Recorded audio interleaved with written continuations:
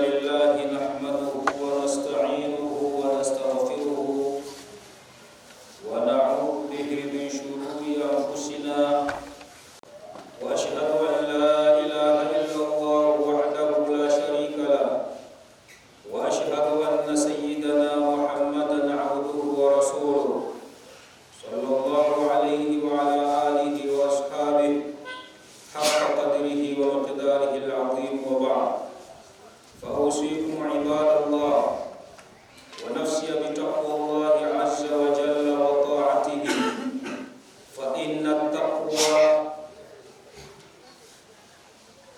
زاد ليوم المعاد. قال الله تبارك وتعالى: يا أيها الذين آمنوا اتقوا الله حق تقاته ولا تموتن إلا وأنتم مسلمون. بارك الله لي ولكم بالقرآن العظيم ونفعني وإياكم لما فيه من الآيات والذكر الحكيم. أحبابي السادة، baada ya kumshukuru Allah tabaraka wa taala na kumtakia ziada ya rehema na amani kiongozi wa umma huu, naye si mwingine bali ni mtume wetu Muhammad sallallahu alayhi wa alihi wasallam, awali ya yote napenda kuwahusieni pamoja na kuihusia nafsi yangu juu ya swala zima la kumcha na kumtii Mwenyezi Mungu azza wa jalla, kwani hakika takwa ndiyo zawadi bora ambayo wanadamu watakwenda nayo siku ya mwisho. Mwenyezi Mungu atujalie tuwe miongoni mwa wacha Mungu. Ndugu zangu wapenzi watukufu wa Islamu, tupo mwishoni mwa mwaka wa Kiislamu, mwaka 1447. Tupo ukingoni. Kama sikosei, tumebakisha siku 4 au 3 tuingie katika amu jadid. Na wanadamu kawaida yake ni mtu wa safari daima, siku zote ni mtu wa safari. Ameanza kusafiri katika ulimwengu wa roho, akaja katika tumbo la mama yake, sasa yuko duniani, safari inaendelea. Asighafilike, yuko safarini. Huko anapokwenda anatakiwa aandae furushi, tena sio furushi peke yake, mafurushi yenye kutosha kabisa kwa ajili ya matumizi ya huko, na sio furushi tu, furushi ambalo lenye manufaa na yeye huko aendako. Mwanadamu ni mtu wa safari siku zote, na kama tunavyoona katika nidhamu ya ulimwengu, usiku kila siku unaondoka unafuatiwa na mchana, kisha mchana unakuja unafuatiwa na usiku. Sio kwamba kuna mazoea usiku kuja tu na kuondoka, mara uingie mchana uondoke. Hii ni nidhamu ya ulimwengu, na ndio safari ya mwanadamu. Safari ya mwanadamu anaendelea nayo, sunnatun thabitatun jarat alaiha hadhihi alhaya, yani huu ndio mwenendo na utaratibu ambao umethibiti. Jarat alaiha hadhihi alhaya, yani huu hai umepitishwa juu ya mwenendo huu na utaratibu huu, si vinginevyo. Sasa huu hai unakwisha kama atakavyokusha mwanadamu. Mwenendo huu utaenda kadiri siku zinavyokwenda, yamutu alahya wa idha mata alahya tamutu alhaya. Watu binadamu walikuwa hai wanakufa, na wakifa basi na uhai wao umekufa. Safari inaendelea mpaka wanakutana na Allah tabaraka wa taala, yani watakapofika katika kituo chao cha mwisho cha maisha ya milele, ila watani al-akhir, yani kama ni mji au nchi ambayo utakayoishi, hiyo ndio ya mwisho, hakuna tena baada ya hapo, imma fil janna wa imma fil nar, wal iyad billahi min dhalik. Mwenyezi Mungu ajalie huo mji wetu wa mwisho tutakaoishi uwe ni katika janna, na asituweke katika mji huo wa watu wa adhabu mji wa motoni. Ndugu zangu watukufu Waislamu, katika safari hii ya mwanadamu yasuquhum al-maut au az-zaman, zama huwa zinawaswaga wanadamu, zinawasongesha kwenye safari yao huko wanakwenda. Lakini wal mautu yantadhiruhum, mauti huwa yanamsubiri huyo mwanadamu. Yeye yuko kwenye safari na anaswagwa na kupelekwa na zama, anasogezwa huko kwenye safari yake mpaka kituo chake cha mwisho, lakini mauti hayajamwacha, yanamsubiri. Wakati wowote muda wake ukifika, basi mauti yanapita na yeye. Na mtu kuondoka kwake au kufa kwake si uzembe, kwa sababu muda wake utakuwa umekwisha, na muda wako ukiisha, wewe hauna sababu ya kuendelea kuishi katika hii dunia. Sio kwamba wewe ulikuwa mlegevu na kuchunga kanuni za kidaktari, hakusikiliza usia wa kidaktari. Hapana. Dakatu qalbi almar'i qailatun lahu innal hayata daqa'iqun wa thawani. Mapigo ya moyo ya mwanadamu huwa yanamwambia yule mtu, haya maisha yana dakika na sekunde. Tunaona vizuri kwamba maisha haya yana dakika na sekunde. Hayo mapigo yako ya moyo yanapodunda hivi yanakueleza kitu kama hicho. Tanaba ni ndugu yako Muislamu, kwamba dakika zako na sekunde zikiisha za kuishi katika hii dunia, huna nafasi ya kuendelea kubaki hapa, kwa sababu na riziki yako itakuwa imekwisha, lazima uondoke. Na Mtume anasemaje? Inna nafsa lan tamuta hatta tastawfiya rizqahu, hakika hatokufa mtu yoyote mpaka riziki yake iishe. Kwa hiyo yule aliyekufa usifikiri kafa kizembe, hakuchunga kanuni za kiafya, riziki yake imekwisha. Atakula nini? Yaani ndio alokadiriwa na Allah subhanahu wa ta'ala, aishi kwa muda huo na riziki yake ni hiyo. Kama ni tani mbili ngapi zimekwisha, basi anarudi. Kwa hivyo kila mmoja atanabahi juu ya hilo. Lakini cha ajabu kwamba wanadamu wameghafilika, tena tumeghafilika kweli. Tumeghafilika kana kwamba sisi tuko safarini. Yaani tunajiona kwamba vile tumeshafika, yaani ndo makazi yetu haya. Tunaghafilika kiasi kikubwa. Ndio mshairi mmoja anasema, fal'aishu nawmun wal maniyatu yaqdhatun wal mar'u bainaha ay bainahuma khayalun sha'irun faqdu ma'aribakum rijalan innama a'marukum safarun min al-asfari. Maisha haya, uhai ni kama vile tumelala. Fal'aishu nawm, kwamba maisha au uhai huu ni usingizi. Tazama lugha aliyotumia, yani tashbihu balighi. Wataalamu wa balagha wanasema kwamba maisha yenyewe au uhai moja kwa moja umefananishwa na usingizi. Wal mautu yaqta, na kule kufa ndio kuamka. Yani kufa ni moja kwa moja kumefananishwa na kuamka. Tashbihu balighi anaonesha namna gani kwamba mwanadamu anatakiwa awe hadhiri, asighafilike. Yale maisha yanayomchukua mwanadamu na kumpumbaza, hajielewi, ni kana kwamba amelala, hajielewi. Si tunaelewana vizuri? Ndio maana kaambia haya maisha ni uhai huu ni kama usingizi, yani ni kulala.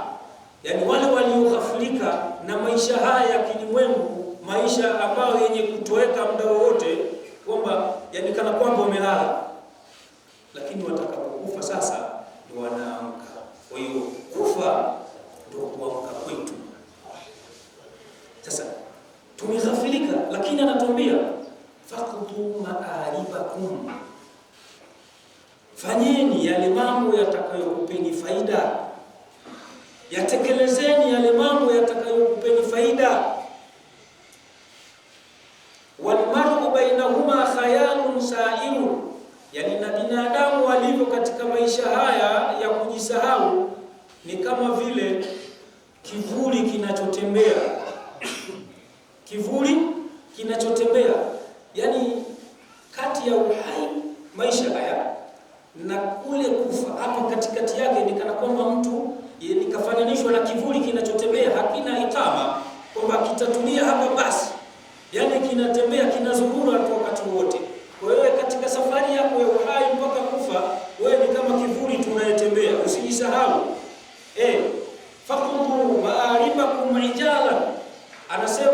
mwanachuoni huyu, yani mfanyeni yale mambo yatakayokupeni faida haraka. Innama a'marukum safarun minal asfari, hakika umri wenu huu ni safari miongoni mwa safari. Umri tuliokuwa nao tunaishi nao umefananishwa na safari ambayo sisi ndo tunaendelea nayo kuelekea huko akhera. Kwa hiyo tusibweteke, tufanye mambo yatakayotunufaisha huko kesho akhera haraka. Tuseme kesho bwana taanza, kesho kutwa taanza. Ukiambiwa kutoa katika jambo la Allah, basi hapo hapo ulipokuwa nacho toa. Hivi bwana, hivi moja nifikirie, imamu akasema tuwe tunapiga pamba nzuri na nini. Kwa hiyo utaenda kutafuta kanzu safi sana? Hapana, tafuta kanzu ya janna hapa, kwa kutanguliza kile kwa ajili ya Allah tabaraka wa taala. Twende tukaswali, kimbilia haraka, mtaanza kesho. Kesho unaweza ukaswaliwa ikawa haujaswali, isipokuwa wewe maisha yako umeondoka umeswaliwa. Katika swala zilizotekelezwa kwako ni kuswaliwa tu, wewe hukuswali. Faqudu maaibakum ajala, fanyeni mambo yatakayokunufaisheni kwa haraka. Umri huu ni safari miongoni mwa safari. Kama tulivyojua, safari, mtu msafiri anaposafiri lazima afike kikomo cha safari yake. Kwa hiyo ukiisha umri wako, safari yake umekwisha. Kwa hivyo ni akhera. Huko sasa umetengeneza nini? Ndugu zangu watukufu wa Islam, pamoja na kupita hizi zama, watu walivyo wako sampuli tatu. Sisi binadamu tulivyo katika hii dunia tuko sampuli tatu. Kuna sinfun yamwi bihimu zaman wa hum ghafiluna.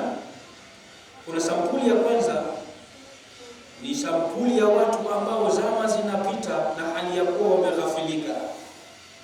Wameghafilika anil i'tibari bimudhiyihim, kutokana na kuzingatia yale ambayo yaliyowapita au yanayowapita katika khairati mbalimbali. Wameghafilika. Hilo kundi la kwanza. Tasiru bihimul hayatu ila nuqsani al-a'mali wa liqa'i al-ajali, yani umri wao unakwenda na wao, unapita na wao, unawaelekeza wapi? Ila nuqsani al-a'mali,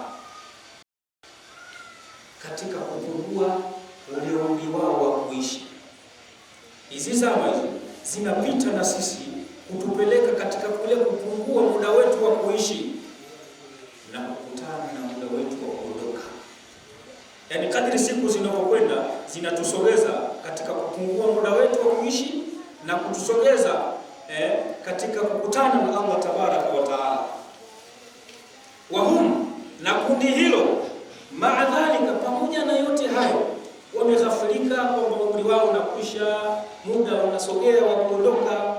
Mazalu ghafilina, bado wameendelea kughafilika. Hata ukimwamsha bwana, umri unakwenda bwana, ndugu yangu, toka uzaliwe sijakuona kumsujudia Allah. Mimi nitaanza kesho. Kaghafilika, alafu amejisahau kwamba ameghafilika, yani mughafali juu ya mughafali. Fala bi khairin tazawwadu lil akhirah, mtu huyo hana khairi yoyote, hana jambo jema alilolichukua kama surufu lake, zawadi lake kwa ajili ya akhira, hana. Wala bikaffina ani dhunubi, wala hana kujiziwilia kwa madhambi. Yeye anafanya maasi, basi ameghafilika kweli kweli. Ameghafilika kwa kuandaa kheri, surufu ambalo litakalomnufaisha kwa akhera.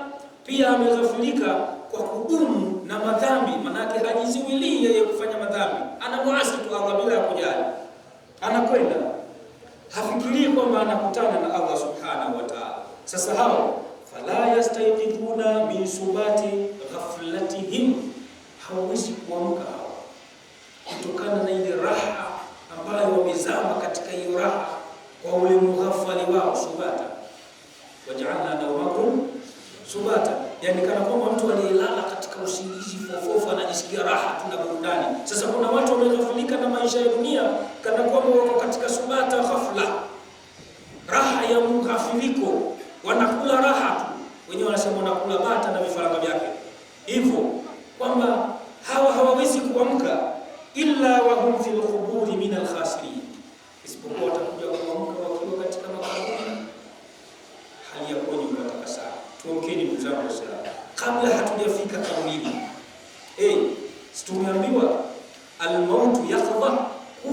kuamka. Sasa hebu tuamkeni kabla hatujafa, tutekeleze ya Mungu kabla hatujafa, tukimbilie khairati kabla hatujafa, tujiepushe na maasi ya kabla hatujafa. Kuamka kaburini ni kubaya, ndugu zangu wa Islam, kwa sababu kaburi lilivyo ina sura mbili. Unaweza ukapokelewa wewe kaburini kama mheshimiwa fulani, na unaweza ukapokelewa kama mwizi. Si unanielewa vizuri? Sasa hapo ndio utakapoamka vizuri. Ukipokelewa kama mheshimiwa, mashaallah, umeamka salama. Lakini ukipokelewa kama mwizi, inna lillahi wa inna ilaihi raji'un, umeamka vibaya, tena vibaya kweli kweli. Mwenyezi Mungu atunusuru.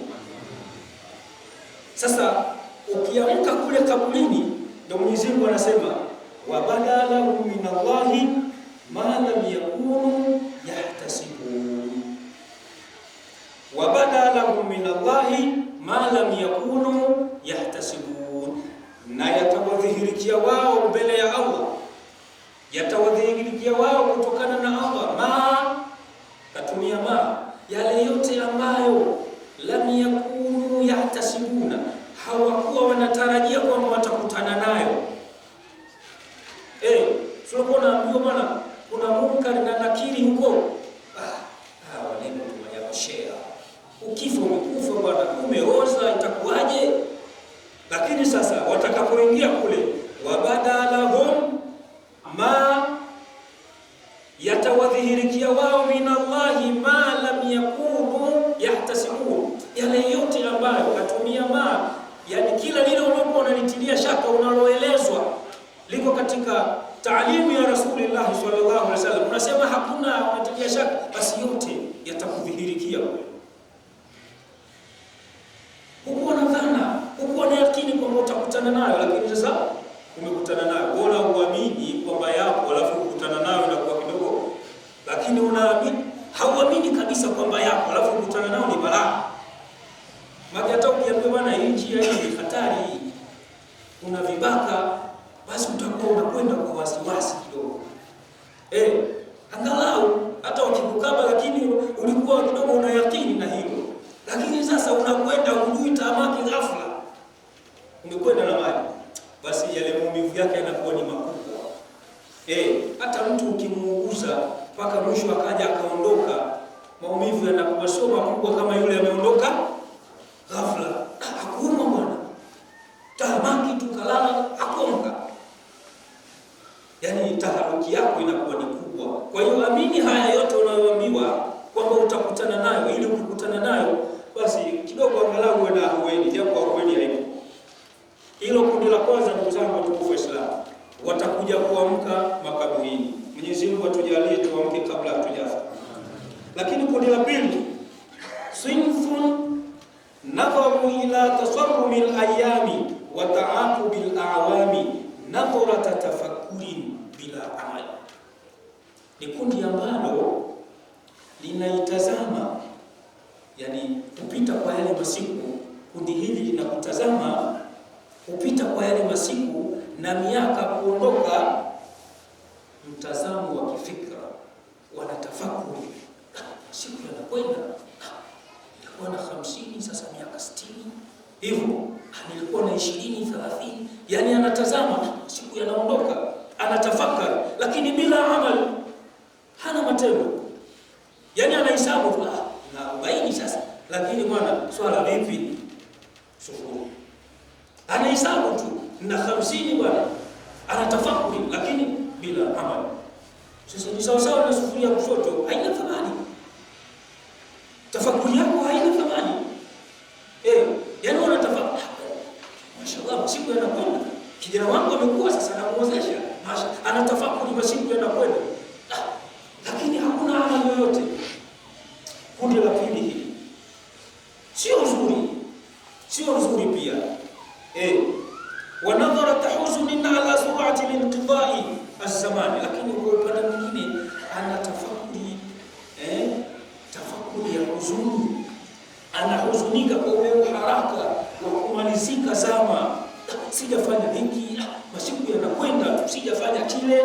Unaona, min ghairi tashihi musari'ihim lakini pasi na kusahihisha ule mwenendo wake uliopinda pinda. Asaishi, anatafakuri tu na kuhuzunika, kweli bwana huyu unakwenda, lakini sijafanya ile nyumba yangu ya kule sijaimalizia, sitaimalizia lini. Yaani ana huzuni kubwa juu ya maendeleo yake ya kidunia, lakini yale yanayompita kuhusu akhera yake wala hayafanyi kazi. Hili kundi la pili nalo sio zuri. Lakini sasa wasur'ana ma yadhhabu dhalika tafakkuri al-hadhi bi'audatihim ila lahwi dunia, pamoja na kughafilika kote huko au anatafakuri kwamba muda unakwenda, anahuzunika, hajafanya hiki, hajafanya kile, lakini mwisho kabisa haraka mno anakuja kuzinduka huyu na kurudi kule kule katika mambo yake ya kidunia. Yaani anahuzunika, muda unakwenda, hajafanya moja mbili tatu, lakini akizinduka anazindukia kule kule duniani. Si mnaelewa vizuri? Kajisahau, lakini anatafakuri kidogo kiaina, anakumbuka hajafanya hiki, hajafanya kile, ana huzuni kile hajakamilisha, lakini akizinduka basi yazindukia akhera, kwamba ya akhera nayo ni miyasahau, bali anazindukia kule kule duniani 100%. Sasa matatizo haya. Sasa kundi hili nalo sio zuri. Kundi hili nalo sio zuri. Lakini kundi la mwisho, sinfun akhar, kundi jingine la mwisho, wa hum ahlul yaqadha, hao ni watu waliokuwa macho. Masaa 24 data inasoma, hajajizima data hata siku moja. Alladhina ya'tabiruna wa ya'malun, ni wale ambao wanakuwa na ibra na wanafanya kazi. Yaani wamezinduka, wana ibra kwamba wao wameletwa duniani kwa ajili ya kufanya kazi ya bosi asiyetirishika, kazi ya Allah tabaraka wa taala, na wanafanya. Sasa kundi hili ndio kundi la sisi kujisogeza huko. Yale mawili yote tuachane nao. Hili kundi la watu ambao wana ibra alafu wanafanya kazi. Yaani tafakuri ipo, ibra ipo na kazi ipo. Sio kundi la wazembe, sio kundi la wavivu, sio kundi la nitafanya, linafanya kazi hapo hapo. Faqad ta'ammalu fi dhahabi al-layali wal ayyam, kundi hili kwa sababu limezingatia katika kuondoka yale masiku yanapoondoka, basi na wao wanapata ibra kwamba na umri wangu unakwisha, tunaelekea safarini huko, nitafika tu. Kwa hivyo lazima nifanye kazi, na anafanya kazi. Kundi hili lina mengi sana ya kulieleza, lakini kwa leo muda hautoshi. Tutalieleza inshallah Mungu akitupa uhai katika umri mwingine, katika juma ijayo, ili tuwaeleze kwa nafasi. Tutawaeleza nusu alafu tutaachana hewani. Lakini kundi hili ndugu zangu ndio kundi bora katika makundi haya matatu ya binadamu. Jiangalie mimi na wewe, uko kwenye kundi gani katika haya matatu?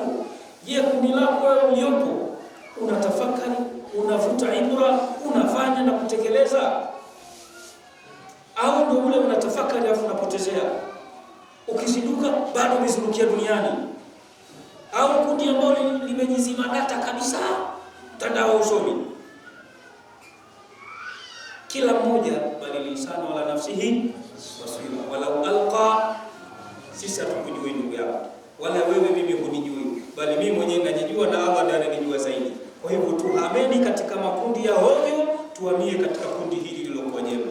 Ayuha alikuwa aqulu ma tasma'un, tawajjahu ila Allah bi qulubikum wastaghfiruhu innahu huwal ghafurur rahim wa huwal ghafurur rahim. Billahi hamdan kathiran wa ashhadu an la ilaha illa Allah wahdahu la sharika lahu idhaman liman jahada bihi wa kafara, wa ashhadu anna sayyidana Muhammadan abduhu wa rasuluhu sayyidul khalaiq wal bashar. Allahumma salli wa sallim ala hadha an-nabiy al-karim min yawmina hadha ila yawm al-mahshar wa ba'd. Fa usikum ibadallah wa nafsi bi taqwallahi rabbikum wa tiba'i sunnati nabiyyikum, wa alamu anna taqwallahi tujibul khuluda fi darin na'im, wa anna ma'siyatallahi tujibul 'adhab al-alim. Allahumma inna na'udzu bika min 'adhabika al-alim. Qala Allahu tabaraka wa taala, wama atakum rasulu fakhudhuhu wama nahakum anhu fantahu. Wa qala taala, inna Allaha wa malaikatahu yusalluna ala an-nabi ya ayyuhalladhina amanu sallu alayhi wa sallimu taslima.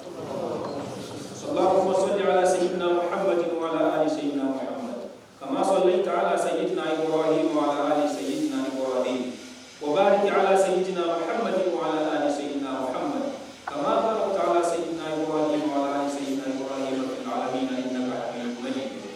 Allahumma rabbana sahabati al-arba'ati al-kiram Abi Bakr as-Siddiq wa Umar al-Faruq wa Uthman bin Affan wa Ali bin Murtada wa ala sahabati Rasulillah ajma'in والتابعين وتابع التابعين لهم بإحسان إلى يوم الدين. اللهم أعز الإسلام والمسلمين وأذل الشرك والمشركين ونكس أعداءك أعداء الدين. اللهم اجعل مجتمعنا هذا مجتمعا مرحوما وتفرقنا من بعده تفرقا مقيدا معصوما ولا تجعل فينا ولا منا ولا معنا ولا في أمة محمد صلى الله عليه وسلم شقيا ولا محروما. اللهم ارفع مقتك وغضبك عنا ولا تؤاخذنا بما فعل ويفعل السفهاء منا. اللهم اجعل امورنا بايدي اخيارنا ولا تجعله بايدي اشرارنا. يا لطيف لم يزل الطف بنا فيما نزل